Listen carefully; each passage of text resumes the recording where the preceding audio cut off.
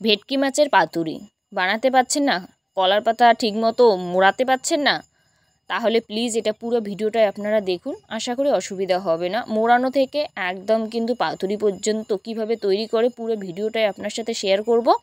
আর হ্যাঁ, ভিতরটাও যেরকম সুন্দর একদম হবে, উপরটাও ঠিক ততটাই সুন্দর হবে। এই পাতুরিটা খেতে জাস্ট অসাধারণ হয়। নমস্কার বন্ধুরা, রূপসী পাকশালায় সবাইকে আরও একবার স্বাগত জানাই। আজ আপনাদের সাথে শেয়ার করবো একটা জমজমাটি রেসিপি। তো চলো রেসিপিটা দেখতে থাকো, আশা করি আপনাদের ভালো লাগবে আর কাজেও আসবে। বানানোর জন্য মেন উপকরণ হচ্ছে মাছ, ভেটকি মাছ। এই জায়গায় আছে 5 পিস। তবে আপনাদের বাড়ির সদস্য যতজন থাকবে অতটাই পিস নেবেন, তাহলেই হবে। তো মাছের গায়ে দিয়ে দিলাম লেবু রস, 1 টুকরা লেবু রস, নুন, হলুদ দিয়ে সুন্দরভাবে গায়ে হলুদটা এর করে নিতে হবে। মাছটা যাই হোক যে সুন্দরভাবে মাখতে হবে। এবার মাখার পরে কিন্তু এভাবে 15 মিনিট রাখতে হবে। এই ফাঁকে ততক্ষণ যা মশলা আছে সেটা কিন্তু বাটবো। আর যদি পাতুরি হয় তবে অবশ্যই চেষ্টা করবেন একটু শিলনোড়ায় বাটতে, তবেই কিন্তু আসল টেস্ট আসবে। তো যাই হোক, যতটা হলুদ সর্ষে ততটাই কিন্তু দিয়ে দিলাম কালো সর্ষে, আর দিয়ে দিলাম কাঁচা লঙ্কা 4খানা আর জিরে দিয়ে সুন্দরভাবে জল দিয়ে কিন্তু এইভাবে কিন্তু পেস্টটা তৈরি করব। আপনারা চাইলে মিক্সারে করতে পারেন, তবে শিলনোড়ার মতো কিন্তু টেস্ট আসবে না। তো যাই হোক, বাটা আমার একেবারেই কমপ্লিট। একদম কিন্তু মিহি করে এইভাবে পেস্টটা তৈরি করা লাগবে। এরপর মাছের উপরে এটা কিন্তু দিয়ে নেব, আর দিয়ে নেব সর্ষের তেল। আর মাছটা কিন্তু 15 মিনিট পরেই এটা মশলাটা কিন্তু অ্যাড করলাম। সর্ষের তেল মশলা খুব ভালো করে মাখতে হবে মাছের গায়ে, যাতে খুব সুন্দরভাবে এটা ভিতরে যায়। তো তার জন্য কিন্তু অবশ্যই এইভাবে কিন্তু মশলাটা যে আছে, মশলা তেল এইভাবে মাখার পরে রাখতে হবে কিন্তু মিনিমাম কিন্তু 10 মিনিটের মতো। এই ফাঁকে ততক্ষণ যে কলা পাতা আছে, পাতুরি করার জন্য অবশ্যই কলা পাতা লাগবে। তো কলা পাতা কিন্তু ডাইরেক্ট মুড়তে যাবেন না, নইলে কিন্তু ভাঙতে পারে। সেই ক্ষেত্রে একটু সেঁকে নেব এইভাবে কড়াইতে।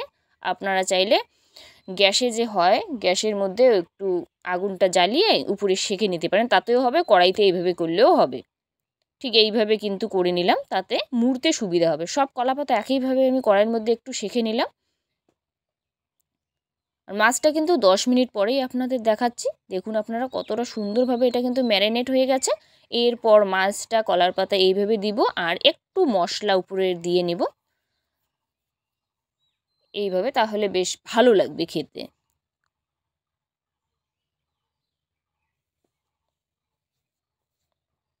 এরপর দেখুন আপনারা এইভাবে 2-4টে আগে মুড়িয়ে নেব,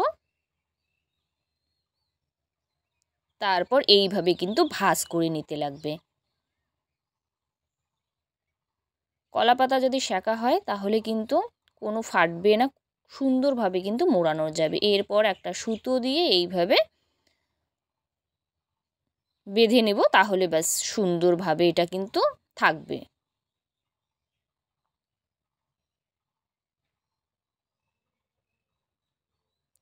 আমার কিন্তু মোড়ানো বাঁধা একেবারেই কমপ্লিট। আপনাদের আরও একটা বানিয়ে দেখাচ্ছি যাতে আপনাদের অসুবিধা না হয় বানানো। ফার্স্টে 2-4টে এইভাবে মুড়তে হবে, লম্বা 2-4টা, তারপরে এই দিকে কিন্তু মুড়তে হবে। আপনারা পুরো ভিডিওটা দেখুন, দেখলেই বুঝতে পারবেন আমি কিভাবে মুড়িয়ে নিচ্ছি। একেবারেই সিম্পল মোড়ানো। এরপর মোড়ানোর পর সুতো দিয়ে বাঁধলেই কিন্তু একেবারেই রেডি।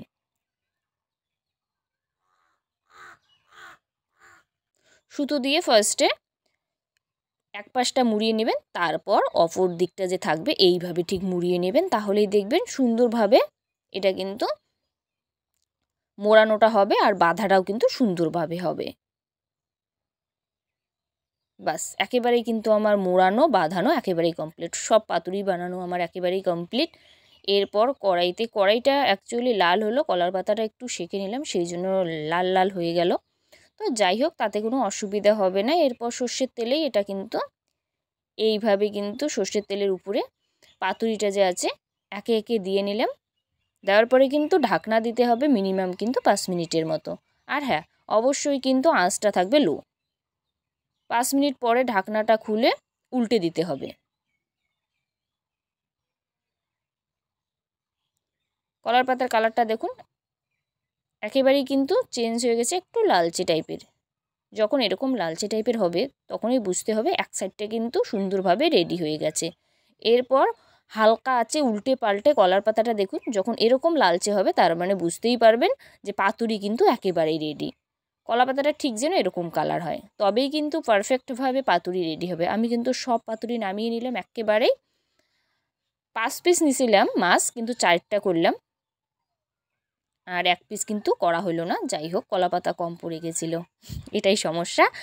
তো যাই হোক, পাতাটা মানে সুতোটা আর কি খুলে, আর পাতাটা এইভাবে কিন্তু খুলতে হবে। আর হ্যাঁ, একটু গরম থাকা অবস্থায় করতেছি, তাই একটু অসুবিধা হচ্ছে। দেখুন আপনারা ভিতরটা জাস্ট অসাধারণ, এটা অসাধারণ হয়। আর মাছটাকে আপনাদের দেখাচ্ছি ভাঙার পরে কতটা সুন্দর হয়। মাছটাও কিন্তু জাস্ট অসাধারণ হয়, একেবারেই কিন্তু নরম হয় এই মাছটা। আপনারাই দেখুন কতটা সুন্দরভাবে, ভিতরটাও যেরকম সুন্দর উপরটাও ঠিক ততটাই সুন্দর। গরম ভাতে থাকলে কিন্তু এটা জমে যাবে। আশা করি রেসিপিটা আপনাদের ভালো লাগবে। ভালো লাগলে অবশ্যই লাইক কমেন্ট শেয়ার করে দেবেন। আর যদি এই ছোট্ট চ্যানেলটা নতুন দর্শক, অবশ্যই চ্যানেলটাকে সাবস্ক্রাইব করে রাখবেন, পাশে থাকা বেল আইকনটি প্রেস করে রাখবেন, যাতে আমার রান্নার ভিডিওগুলো সবার আগে আপনার মোবাইলে পৌঁছে। আপনারাই দেখুন কত সুন্দরভাবে এটা রেডি হয়।